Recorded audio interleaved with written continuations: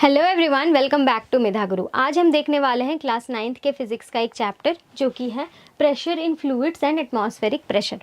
Fluids में कैसे pressure exert करता है, कैसे प्रेशर बनता है फ्लूइड्स में, और एटमॉस्फेरिक प्रेशर के बारे में। तो इसमें सबसे पहला जो हमारा टॉपिक होने वाला है वो है थ्रस्ट। तो फ्लूइड आप लोगों को पता है क्या होता है, anything which can flow is known as fluid, ठीक है, जैसे लिक्विड्स और गैसेस।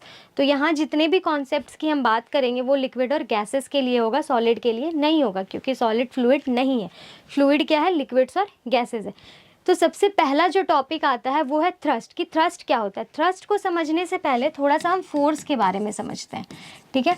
फोर्स क्या होता है, मास इनटू ग्रेविटी और मास इनटू एक्सीलरेशन। अगर ये है डाउनवर्ड डायरेक्शन में फोर्स लग रहा है तो mg होता है, और अगर हॉरिजॉन्टल डायरेक्शन में हो रहा है फोर्स तो m इंटू ए होता है, ठीक है। ये फोर्स होता है। तो अगर ये एक टेबल है, ठीक है, ये है एक टेबल, ठीक है, और इस टेबल पर क्या है, हमने एक मास रखा, ठीक है, इसका मास m है। तो इसका जो फोर्स लगेगा वो किधर लगेगा, एक फोर्स लगेगा इधर नीचे की ओर जो कि mg होगा। यही है force due to gravity, force due to gravity, ठीक है। और इसे हम बोल सकते हैं फोर्स ड्यू टू ग्रेविटी, जो कि ये जो मास है इसका वेट के बराबर होगा, ठीक है, वेट होगा। और एक और फोर्स लगेगा ऊपर की ओर जिसको हम लोग कहते हैं नॉर्मल फोर्स, राइट, इसको हम कहते हैं नॉर्मल फोर्स। तो अगर ये बॉडी, अगर ये मास मूव नहीं कर रहा है तो क्या होगा, तो ये जो नॉर्मल फोर्स है वो mg के बराबर होगा, ठीक है। अगर ये बॉडी मूव कर रहा होता है तो इसमें चेंजेस रहता है, अगर वो किसी एक्सीलरेशन से मूव कर रहा है तो अलग फोर्स लगेगा, अगर ऊपर की ओर जा रहा है तो प्लस करेंगे माइनस करेंगे, वो अलग चीज़ है। अभी हम देखेंगे कि अगर ये बॉडी रेस्ट पर है, अगर ये मास रेस्ट पर है तो ये जो नॉर्मल और mg होगा वो एक दूसरे को बैलेंस कर लेगा, मतलब नॉर्मल फोर्स और mg फोर्स इक्वल होगा। तो हमको देखना क्या है, थ्रस्ट क्या होता है। थ्रस्ट क्या होता है, it is a type of force. Thrust क्या होता है, it is a type of force which acts perpendicular to the body, ठीक है। ये एक ऐसा फोर्स है जो कि बॉडी के परपेंडिकुलर में ही लगेगा। जैसे इसमें ये है तो ये जो ऊपर की ओर फोर्स लग रहा है, this normal force, it is called thrust. अगर कोई स्लैंटेड बॉडी, अगर कोई ऐसा बॉडी है और यहाँ पर एक मास है रखा हुआ, रेस्ट पर है, ठीक है, तो इसका जो थ्रस्ट होगा वो इधर होगा, ठीक है, और mg इधर होगा, ठीक है। अगर कोई बॉडी हॉरिजॉन्टल प्लेन पर रखा हुआ है तो इसका थ्रस्ट ऊपर ऐसे होगा, इधर होगा थ्रस्ट, और इसका mg इधर होगा। तो इसका क्या मतलब हो गया कि थ्रस्ट होता है any force which acts perpendicular to the surface. बस थ्रस्ट एक तरीके का फोर्स ही है जो परपेंडिकुलर होता है टू द सरफेस। तो हम इसको ये बोल सकते हैं कि जो थ्रस्ट होता है वो वेट के बराबर होता है, ये हम बोल सकते हैं, क्योंकि यहाँ पे जो ये नॉर्मल फोर्स है यही, इसी को हम थ्रस्ट बोल रहे हैं, ठीक है, इसी नॉर्मल फोर्स को हम थ्रस्ट बोल रहे हैं, और ये जो mg है इसी को हम वेट बोल रहे हैं। तो हम बता सकते हैं कि थ्रस्ट जो है वो वेट के इक्वल है, ठीक है। थ्रस्ट क्लियर है, चलो, तो थ्रस्ट क्लियर है। अब हम देखेंगे प्रेशर की, प्रेशर क्या होता है। अभी इससे पहले हमने एक एग्जाम्पल लिया था कि एक टेबल है, उस पर हमने एक मास रखा हुआ है, ठीक है, ये एक टेबल है और इस पर हमने एक मास रखा हुआ है m मास का, ठीक है। तो ये क्या कर रहा है, नीचे की ओर फोर्स लगा रहा है, और ऊपर ये क्या है, थ्रस्ट, ठीक है। ये क्या है, एक तरीके का फोर्स है, mg एक तरीके का फोर्स है। तो क्या ये जो फोर्स लग रहा है बाय दिस मास, क्या ये पूरे टेबल पर लग रहा है, नहीं, ये किस पे लग रहा है, ये सिर्फ उतने ही जगह पे लग रहा है जितने पर ये बॉडी रखा हुआ है। जैसे अगर हम इस टेबल का टॉप व्यू ले रहे हैं तो वो ऐसा होगा, ठीक है, इसका मास m है, तो वो कितना जगह पे लग रहा है, ये जो फोर्स लग रहा है नीचे की डायरेक्शन पर वो कितना जगह पे लग रहा है, वो इसके एरिया के इक्वल में लग रहा है। तो प्रेशर क्या होता है, यही जो थ्रस्ट लग रहा है और यही जो फोर्स लग रहा है इन दिस एरिया, तो हम बोल सकते हैं कि pressure is equals to force और we can say thrust upon area. ठीक है, प्रेशर क्या होता है, थ्रस्ट अपॉन एरिया। तो अब हम इसमें देख सकते हैं कि प्रेशर में क्या बोला गया कि वो थ्रस्ट और एरिया पर डिपेंड करता है। तो प्रेशर डिपेंड्स ऑन 2 फैक्टर्स। पहला थ्रस्ट, अगर हम थ्रस्ट या फोर्स बढ़ा देंगे तो प्रेशर पर क्या असर होगा। अगर हम ये थ्रस्ट या फोर्स को बढ़ा रहे हैं, मतलब अगर हम ज़्यादा फोर्स लगा के उसको ज़्यादा फोर्स लगा रहे हैं उस बॉडी पर, तो क्या होगा, प्रेशर भी बढ़ जाएगा। मतलब on increasing force pressure increases, right. अगर हम फोर्स या थ्रस्ट को बढ़ा देंगे तो प्रेशर भी बढ़ जाएगा। लेकिन वही अगर हम एरिया की बात करें, तो अगर हम एरिया को बढ़ाएंगे तो प्रेशर पर क्या असर होगा। अगर हम मान लेते हैं कि एक बॉडी है, उसमें बहुत एरिया है और उस पर हम फोर्स लगा रहे हैं, तो उस पर जो प्रेशर लगेगा वो कैसा लगेगा। एरिया अगर ज़्यादा रहेगा तो प्रेशर कम लगेगा, और अगर एरिया कम रहेगा तो प्रेशर ज़्यादा लगेगा। जैसे ये वाले एग्जाम्पल में हम देख सकते हैं कि ये एक वुडन ब्लॉक है, ठीक है। अगर हम अपने थंब से उसमें प्रेशर लगा रहे हैं वुडन ब्लॉक पे, तो क्या वुडन ब्लॉक पे होल होगा, नहीं होगा। लेकिन वही अगर हम कील को लगा देंगे, कील से उसमें हम फोर्स लगा रहे हैं, कील से प्रेशर डाल रहे हैं, तो क्या होगा कि उस पर होल हो जाएगा। मतलब इस कील की वजह से इस वुडन ब्लॉक में ज़्यादा प्रेशर लगा और थंब की वजह से वुडन ब्लॉक में बहुत कम प्रेशर लगा एज़ कम्पेयर टू कील। तो क्यों लग रहा है ऐसा, क्योंकि जो थंब का यहाँ जो एरिया ऑफ कांटेक्ट है, ये जो एरिया रहता है ना, ये एरिया ऑफ कांटेक्ट पर डिपेंड करता है। एरिया ऑफ कांटेक्ट मतलब बॉडी के बीच में कितना एरिया कांटेक्ट में है। तो थंब और वुडन ब्लॉक के बीच का जो एरिया ऑफ कांटेक्ट है वो बहुत ज़्यादा है एज़ कम्पेयर टू दिस कील। इसका एरिया ऑफ कांटेक्ट बहुत कम है, इसीलिए इस पर ज़्यादा प्रेशर लग रहा है, और इसका एरिया ऑफ कांटेक्ट बहुत ज़्यादा है, इसीलिए इस पर बहुत कम प्रेशर लग रहा है। तो हम बोल सकते हैं कि एरिया और प्रेशर का कैसा रिलेशन है, एरिया और प्रेशर का इन्वर्स रिलेशन है। मतलब अगर हम एरिया को इंक्रीज़ कर रहे हैं तो प्रेशर कम लगेगा। तो यहाँ लिख सकते हैं हम on increasing area pressure reduces and vice versa। ठीक है, मतलब अगर हम प्रेशर को एरिया इंक्रीज़ कर रहे हैं तो प्रेशर कम हो जाएगा, और अगर हम एरिया को डिक्रीज़ कर रहे हैं, एरिया कम कर दे रहे हैं, तो प्रेशर बहुत ज़्यादा लगेगा। यहाँ पे एरिया बड़ा है तो प्रेशर कम लग रहा है, यहाँ पे एरिया छोटा है तो प्रेशर ज़्यादा लग रहा है।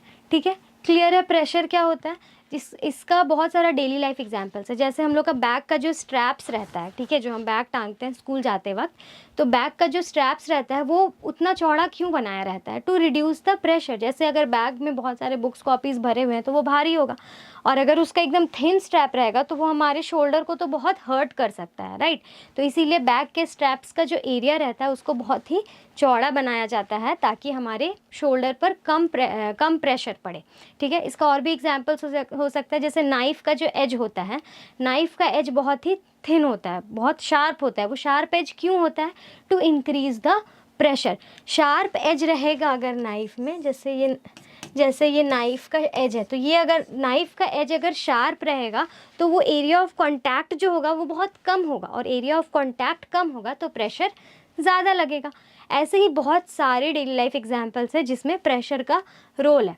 ठीक है, आई होप ये आपको समझ आया होगा कि प्रेशर क्या होता है। तो अब हम देखेंगे कि यूनिट्स ऑफ प्रेशर क्या क्या होते हैं। उसको समझने से पहले एक छोटा सा चीज़ समझते हैं। हमने देखा थ्रस्ट के बारे में, ठीक है।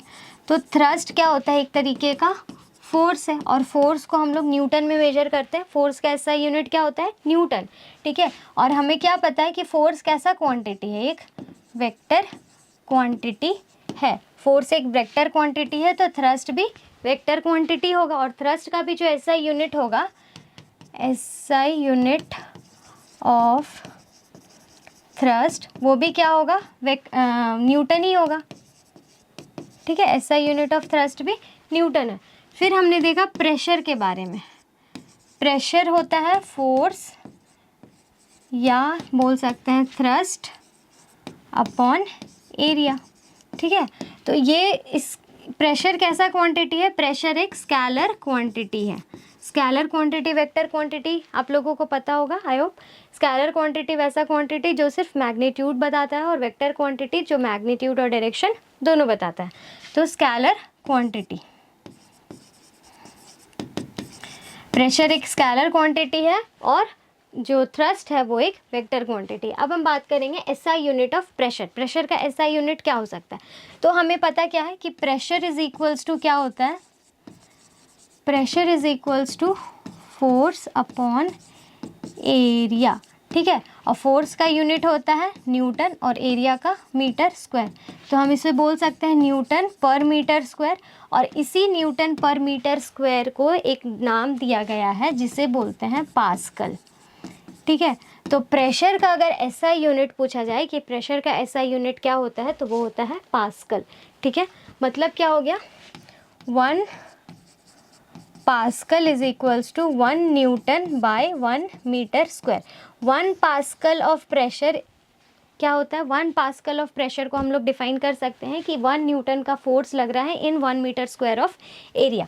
इसको ऐसे समझते हैं, जैसे ये बॉडी है, ठीक है, तो इसमें 1 न्यूटन का फोर्स लग रहा है। फोर्स है यहाँ पे 1 न्यूटन, और ये जो एरिया ऑफ कॉन्टैक्ट है ये है 1 मीटर स्क्वायर। तो 1 न्यूटन का फोर्स अगर 1 मीटर स्क्वायर एरिया में लग रहा है, then that is known as 1 pascal. तो इसका प्रेशर क्या होगा? इसका होगा 1 पास्कल। ठीक है, ये हो गया एसआई यूनिट ऑफ प्रेशर। उसका सीजीएस यूनिट क्या होता है? सीजीएस यूनिट क्या होता है? Centimetre gram second. ठीक है, सेंटीमीटर ग्राम सेकेंड। तो सीजीएस यूनिट होता है प्रेशर का। देखो, प्रेशर का सीजीएस यूनिट समझने से पहले थोड़ा सा फोर्स का सीजीएस यूनिट समझते हैं। ठीक है, फोर्स का जो सीजीएस यूनिट होता है वो होता है डाइन, और 1 न्यूटन फोर्स में होता है 10⁵ डाइन। ये कुछ फैक्ट्स हैं जो हम लोगों को याद रखने होते हैं। ठीक है, फोर्स का ऐसा सीजीएस यूनिट होता है, ये क्या है? सीजीएस यूनिट है, राइट। तो फोर्स का सीजीएस यूनिट होता है डाइन, और 1 न्यूटन में 10⁵ डाइन होता है। तो अगर हम सीजीएस यूनिट ऑफ प्रेशर की बात करें तो प्रेशर होता है फोर्स अपॉन एरिया, और फोर्स का होता है डाइन और एरिया का सेंटीमीटर स्क्वायर। तो सीजीएस यूनिट ऑफ प्रेशर हो गया डाइन पर सेंटीमीटर स्क्वायर। तो इसे हम बोल सकते हैं, अगर हमें इसे न्यूटन मीटर स्क्वायर और डाइन पर सेंटीमीटर स्क्वायर का एक रिलेशन निकालना होगा, तो हम बोल सकते हैं 1 newton per metre square is equal to 10⁵ होता है 1 न्यूटन में, और 1 मीटर स्क्वायर में कितने सेंटीमीटर स्क्वायर होंगे? 10⁴। तो ये ऊपर जाएगा तो ये हो जाएगा 10 डाइन पर सेंटीमीटर स्क्वायर। तो इससे क्या पता चला? 1 newton per metre square is equals to 10 dyne per centimetre square. ये हो गया न्यूटन पर मीटर स्क्वायर और डाइन पर सेंटीमीटर स्क्वायर के बीच का रिलेशन, मतलब एसआई यूनिट ऑफ प्रेशर और सीजीएस यूनिट ऑफ प्रेशर के बीच का रिलेशन ये हो गया। ठीक है, कुछ और यूनिट्स होते हैं प्रेशर को मेजर करने के लिए, जैसे एक यूनिट है बार। ठीक है, बार क्या होता है? बार एक यूनिट है, just it is simply a unit of pressure, जिसमें हम लोग, मतलब जैसे अगर हम पास्कल में प्रेशर को मेजर कर रहे हैं तो वैसे ही बार में भी प्रेशर को मेजर कर सकते हैं। फिर एक यूनिट होता है टॉर। ठीक है, फिर एटीएम। ये एटीएम क्या है? Atmospheric pressure, atmospheric pressure. तो ये सब कुछ और यूनिट्स हैं जो अलग अलग जगह पे अलग अलग फील्ड पर हम प्रेशर को मेजर करने के लिए यूज़ करते हैं।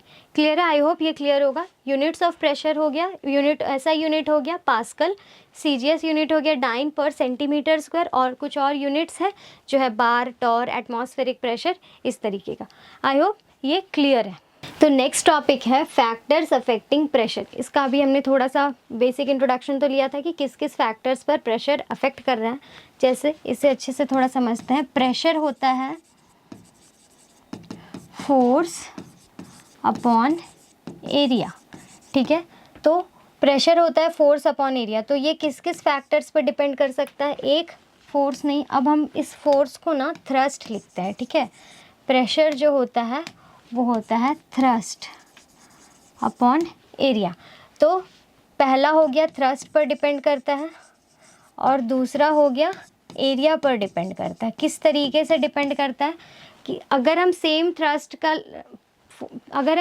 अमाउंट ऑफ थ्रस्ट लगा रहे हैं, ठीक है, जैसे मान लेते हैं 4 न्यूटन ही लगा रहे हैं और एरिया ऑफ क्रॉस सेक्शन अगर चेंज हो जा रहा है तो प्रेशर भी चेंज हो जाएगा। जैसे अगर कोई ब्रिक है और अगर हम उसे ऐसे रख रहे हैं, खड़ा, वर्टिकली खड़ा रख रहे हैं, तो इसका जो एरिया ऑफ कांटेक्ट होगा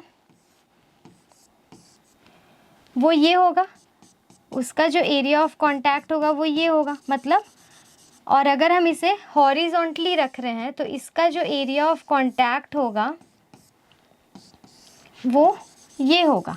तो इसमें क्या है, एरिया ऑफ कांटेक्ट लेस है, एरिया ऑफ कांटेक्ट लेस है, और इसमें क्या है, एरिया ऑफ कांटेक्ट ज़्यादा है, एरिया ऑफ कांटेक्ट मोर। तो किस पे ज़्यादा प्रेशर लगेगा, फोर्स दोनों पर सेम अमाउंट का लग रहा है, मान लेते हैं 4 न्यूटन, इसमें भी 4 न्यूटन का फोर्स लग रहा है, इसमें भी 4 न्यूटन का ही फोर्स लग रहा है। तो इसमें एरिया ऑफ कांटेक्ट कम है, तो इसका क्या मतलब हुआ कि इस पर ज़्यादा प्रेशर एक्सर्ट होगा। क्यों? क्योंकि फोर्स, प्रेशर और एरिया इनवर्स रिलेशन होते हैं, ठीक है। तो एरिया ऑफ कांटेक्ट, अगर इसे सिर्फ एरिया ना लिखकर हम लिखते हैं area of contact, yes, area of contact on which the force और on which the thrust acts, ठीक है। तो एरिया ऑफ कांटेक्ट अगर ज़्यादा है तो प्रेशर होगा लेस, और वही एरिया ऑफ कांटेक्ट अगर कम है तो प्रेशर होगा मोर, ठीक है। ये चीज़ हमें याद रखना है। अगर हम same amount of force apply कर रहे हैं, इसमें क्या होगा, इसमें मोर प्रेशर होगा। क्यों? क्योंकि एरिया ऑफ कांटेक्ट कम है, और इसमें लेस प्रेशर होगा। क्यों? क्योंकि एरिया ऑफ कांटेक्ट ज़्यादा है, ठीक है। तो ये सारा फैक्टर्स है जिस पर प्रेशर डिपेंड कर रहा है। नेक्स्ट है वेज टू इंक्रीज और डिक्रीज प्रेशर। कैसे हम किसी भी बॉडी के प्रेशर को इंक्रीज कर सकते हैं या हम किसी भी बॉडी के प्रेशर को डिक्रीज कर सकते हैं। इसको एक एग्जांपल से समझो। जैसे हमें अगर दीवार में कील ठोकना है, ठीक है, दीवार में कील ठोकने के लिए अगर हम हाथ से अगर एक ऐसा कील ले जो सामने से ब्लंट है, मतलब उसका ऐसा कील है, एक ऐसा कील है और एक कील ऐसा है, तो किस पर ज़्यादा प्रेशर अप्लाई होगा? इस पर ज़्यादा प्रेशर अप्लाई होगा।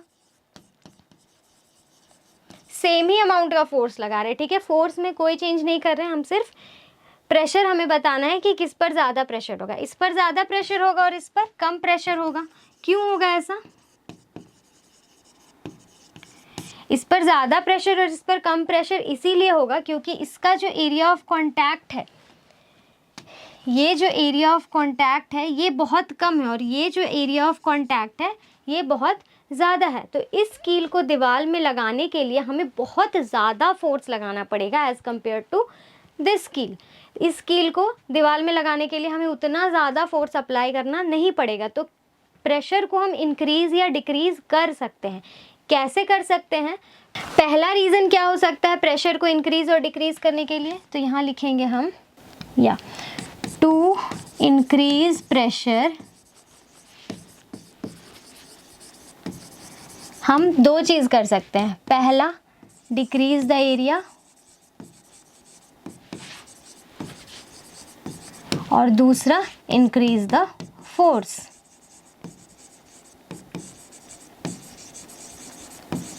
ठीक है, मतलब अगर हमें प्रेशर को इंक्रीज करना है तो हम पहले तो जिस बॉडी पर फोर्स लगा रहे हैं उसका एरिया को कम कर सकते हैं। दूसरा क्या कि हम ज़्यादा फोर्स लगा सकते हैं।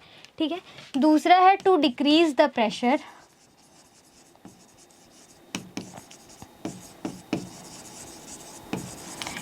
इसमें भी दो चीज़ कर सकते हैं। प्रेशर को डिक्रीज करने के लिए एरिया ऑफ कांटेक्ट बढ़ा सकते हैं, increase the area of contact, और दूसरा क्या कर सकते हैं, डिक्रीज द फोर्स। ठीक है, तो ये दो चीज़ हम कर सकते हैं प्रेशर को इंक्रीज और डिक्रीज करने के लिए। जैसे मैंने आपको एग्जांपल बताया, एक कील है वो इस तरीके का है, ठीक है, और एक कील है जो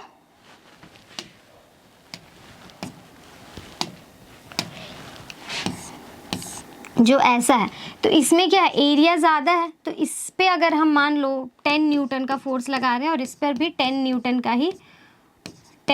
का ही फोर्स लगा रहे हैं, तो इस पर जो प्रेशर बनेगा वो क्या होगा, वो कम होगा, लेस प्रेशर होगा ऑब्वियसली। और इस पर जो प्रेशर बनेगा वो ज़्यादा होगा, मोर प्रेशर होगा। तो क्या किए, प्रेशर को बढ़ाने के लिए हम एरिया ऑफ कांटेक्ट को कम कर दिए, प्रेशर बढ़ गया। और अगर प्रेशर को सेम रखना, प्रेशर तो छोड़ो, अगर हम फोर्स को चेंज कर रहे हैं, मतलब इस पे 10 न्यूटन का फोर्स लग रहा है और इस पे हम फोर्स थोड़ा कम कर देते हैं, मान लेते हैं 2 न्यूटन, तो प्रेशर थोड़ा ज़्यादा हो जाएगा इसमें। मान सकते हैं ना, दो चीज़ हो सकता है, पहला कि प्रेशर एरिया को डिक्रीज कर देंगे तो प्रेशर बढ़ेगा, फोर्स को इंक्रीज कर देंगे तो प्रेशर बढ़ेगा। दूसरा कर सकते हैं, प्रेशर को डिक्रीज करने के लिए एरिया ऑफ कांटेक्ट को इंक्रीज कर दें और फोर्स को डिक्रीज कर दें। तो ये दोनों टॉपिक्स हमको लगता है आपको क्लियर होगा। हाँ, तो अब हमारा जो नेक्स्ट टॉपिक है वो है प्रेशर इन फ्लूइड्स, जो इस चैप्टर का सबसे मेन टॉपिक है, प्रेशर इन फ्लूइड्स। फ्लूइड्स में प्रेशर कैसे लगता है, ठीक है, इसको ऐसे समझते हैं, जैसे ये एक मटका है, ठीक है, ये एक मटका है। अगर हम इस मटके में इस जगह पर होल कर दें तो यहाँ से पानी निकलेगा, इस जगह पर होल करें तो यहाँ से पानी निकलेगा, इस जगह पर होल करें तो यहाँ से पानी निकलेगा, इस जगह पर होल करें तो यहाँ से, मतलब अगर इस मटके के किसी भी जगह पर, किसी भी पॉइंट पर हम अगर एक होल कर दें तो वहाँ से पानी निकलेगा ही। अगर ये मटका पानी से भरा हुआ है तो उस मटके से पानी निकलेगा ही। क्यों निकल रहा है पानी, क्योंकि पानी का टेंडेंसी होता है टू फ्लो, पानी का टेंडेंसी होता है टू फ्लो, तभी तो हम इसको फ्लूइड कहते हैं ना। तो वो फ्लो करने के टेंडेंसी के वजह से वो क्या कर रहा है, ये जो फ्लूइड इसमें भरा हुआ है, इसमें जो ये पानी भरा हुआ है, ये इस मटके के हर पॉइंट पर एक प्रेशर एक्सर्ट कर रहा है, ठीक है, क्योंकि उसको बाहर निकालना है, उसको हम इस मटके में बंद करके रख दिए हैं, उसको बाहर निकलना है। तो वो हर पॉइंट पर मटके के हर ये पूरे एजेस पर अपना प्रेशर लगाएगा ही, ताकि उसको बाहर निकाला जा सके। जैसे ही उसको एक जगह मिल जाता है निकलने से, वो निकलने लगता है।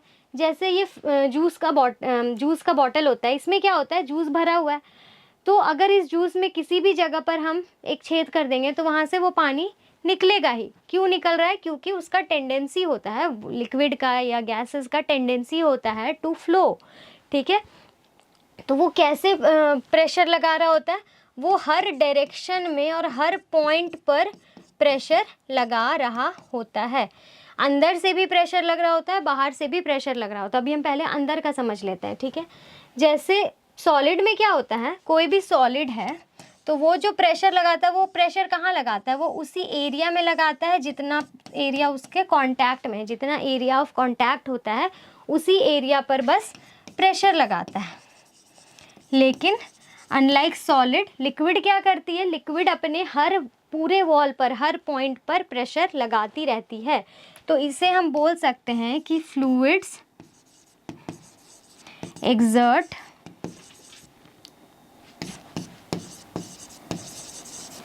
Pressure at all points and in all direction of the vessel in which it is contained. Vessel in which it is contained. ठीक है, फ्लूइड क्या करती है, अपने वेसल में, जिस वेसल में वो फ्लूइड भरा हुआ है, वो उस वेसल के हर वॉल पर, हर डायरेक्शन में प्रेशर एक्सर्ट करती रहती है। जैसे ये एक ग्लास है, इसमें पानी भरा हुआ है, ठीक है,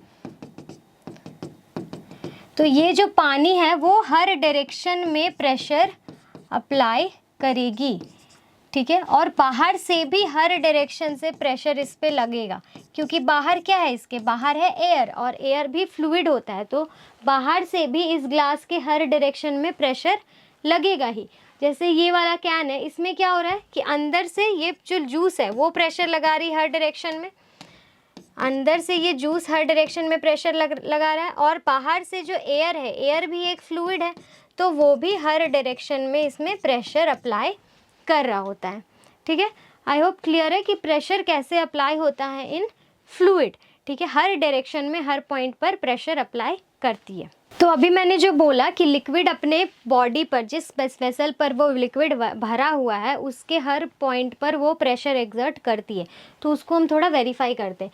जैसे ये एक जार है, ठीक है, इसमें पानी भरा हुआ है और इसमें 3 होल्स करे हुए हैं, तो ये तीनों होल्स पे अगर ये बंद है, मतलब ये होल्स करे हुए हैं, अगर इस होल पे अगर हम ऐसे अपना फिंगर को रखेंगे तो हमारा फिंगर एक थ्रस्ट, एक फोर्स फील करता है। यहाँ पे भी रखेंगे तो यहाँ पे भी एक फोर्स फील करेगा, यहाँ पे भी फिंगर रखेंगे तो वो भी एक फोर्स फील करेगा, हमारा फिंगर एक फोर्स फील कर रहा होता है। तो इससे क्या पता चलता है, इससे ये पता चलता है कि जो लिक्विड है या जो गैसेस है, जो फ्लूइड है, वो हर पॉइंट पर एक प्रेशर अप्लाई करती ही रहती है।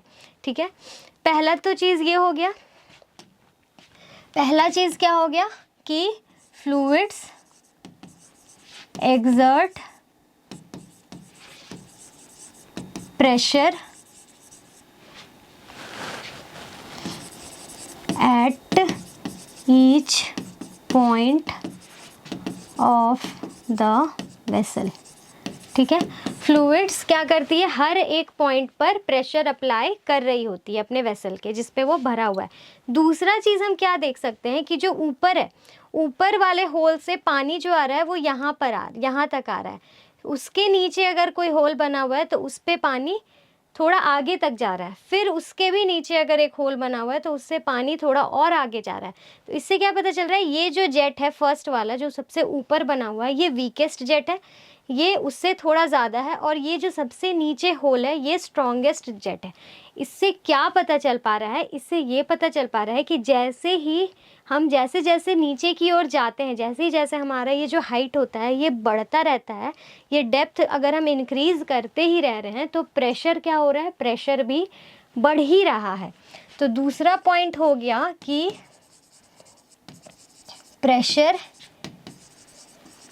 Increases with increase in depth या हाइट। ठीक है, हाइट या डेप्थ के इंक्रीज़ करने से प्रेशर इंक्रीज़ हो रहा है। इसका डेली लाइफ एग्जांपल में हम लोग देख सकते हैं, जो सबमरीन्स होते हैं वो बहुत नीचे रहते हैं, बहुत नीचे, मतलब समुद्र के बहुत नीचे तक जाते हैं, सी के बहुत नीचे तक रहते हैं, तो उनके साथ ऑक्सीजन सिलेंडर्स और बहुत सारा उनको इक्विपमेंट्स क्यों दिया जाता है, ताकि उनका प्रेशर बैलेंस रह सके। अगर वहाँ पे क्या होता है, प्रेशर बहुत ज़्यादा रहता है, और बहुत ज़्यादा प्रेशर रहने की वजह से वो जो सबमरीन्स होते हैं वो कोलैप्स कर सकते हैं। लेकिन इसमें क्या हो रहा है, तो इसीलिए उनको एक्स्ट्रा सेफ्टी के साथ भेजा जाता है, एक्स्ट्रा सेफ्टी उनको प्रोवाइड कराई जाती है। ठीक है, तो इससे पता चल रहा है क्या कि लिक्विड का जो प्रेशर है या फ्लूइड का जो प्रेशर है वो इंक्रीज़ करता जाता है विथ इंक्रीज़ इन हाइट या इंक्रीज़ इन डेप्थ। जैसे ये अर्थ सरफेस है, अर्थ सरफेस के बहुत नीचे अगर हम जाएंगे तो वहाँ पे प्रेशर बहुत ज़्यादा होगा, उसी तरह अर्थ सरफेस के जितना ऊपर जाते जाएंगे प्रेशर उतना कम होता जाएगा। ठीक है, ठीक है, अब हम समझते हैं pressure exert by a liquid column, कैसे, कितना प्रेशर एक्सर्ट कर रहा है। जैसे ये लिक्विड है तो ये कितना प्रेशर एक्सर्ट कर रहा है ये समझते हैं। ठीक है, तो pressure exerted by a liquid को समझने से पहले एक थोड़ा सा कॉन्सेप्ट मैं आपको रिकॉल कराती हूँ। अभी मैंने बताया था कि ये बॉडी है, इस पे ये वेट होता है mg, ये वेट है, और ये इस पे थ्रस्ट लगता है, तो हम बोलते थे कि थ्रस्ट जो है वो वेट के बराबर है।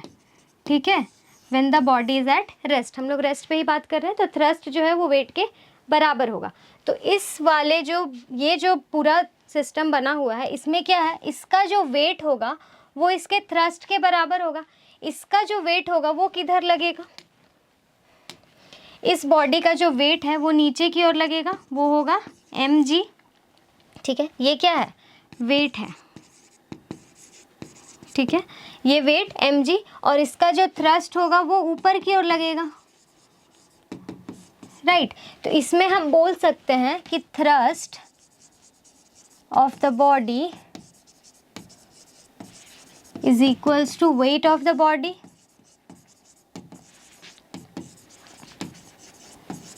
ठीक है, ये हम बोल सकते हैं कि जो थ्रस्ट होगा वो वेट के बराबर होगा। Thrust of the body is equals to weight of the body. अब थ्रस्ट को निकालने के लिए वेट, हमें एक रिलेशन पता है डेंसिटी और मास और वॉल्यूम के बीच का। Density is equals to mass upon volume. इस लिक्विड का डेंसिटी हम रो कंसिडर करते हैं, ठीक है। तो अगर हम मास निकालना चाहें तो वो वॉल्यूम इंटू डेंसिटी हो जाएगा। वेट ऑफ द बॉडी क्या होगा, m इंटू जी। हमें मास चाहिए तो मास वॉल्यूम इंटू डेंसिटी, और इसका वॉल्यूम को हम लिख सकते हैं area of base into this height into this density, ठीक है। एरिया ऑफ बेस मतलब इस बेस का एरिया इंटू हाइट, यही होगा इस पूरे बॉडी का वॉल्यूम। तो area of base into height into density. तो इस मास के जगह में लिखेंगे हम area of base into height into rho into g. ये हो गया थ्रस्ट, ठीक है। एक ये रिलेशन हो गया, ऐसे इक्वेशन 1 मानते हैं। अब हमें क्या पता है, pressure is equals to force और थ्रस्ट अपॉन एरिया, ये होता है। थ्रस्ट क्या निकला है from equation 1, A into H into rho into g, और एरिया क्या है, एरिया है ए। तो ए और ए कैंसिल हो जाएगा, यहाँ लिखेंगे फ्रॉम इक्वेशन 1, ठीक है। ए और ए कैंसिल हो गया, तो इसमें क्या बचा, जो प्रेशर हो रहा है वो है रो इंटू जी इंटू एच, मतलब ठीक है। तो प्रेशर कितना आया, प्रेशर आया P is equals to rho into g into h, मतलब कोई भी लिक्विड पर अगर हम प्रेशर निकालना चाहें तो वो होगा P into rho into g into H, ठीक है। अब ये जो इसका ऊपर का सरफेस है, इस सरफेस पे ऊपर से एक प्रेशर लग रहा होगा P नॉट। इस P नॉट को हम बोलेंगे एटमॉस्फेरिक प्रेशर। यहाँ पे देखते हैं थोड़ा सा, P नॉट क्या है, एटमॉस्फेरिक प्रेशर।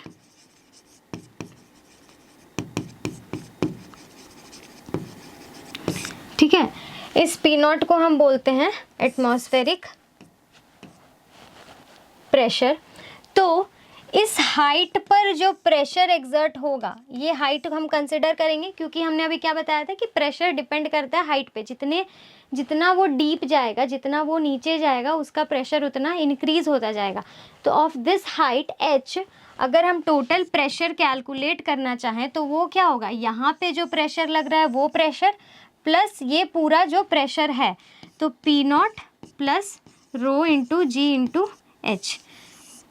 एच हाइट पर अगर हम प्रेशर कैलकुलेट कर रहे हैं तो वो हो जाएगा P नॉट, जो कि है एटमॉस्फेरिक प्रेशर, और एच हाइट पे जो प्रेशर लगता है रो इंटू जी इंटू एच वो, ठीक है। तो ये हो गया total pressure of a liquid. तो अगर हम, तो एक फॉर्मूला बन गया pressure exerted by a liquid column का, वो क्या है, वो है रो जी एच, या हम बोल सकते हैं P नॉट प्लस रो जी एच, ठीक है।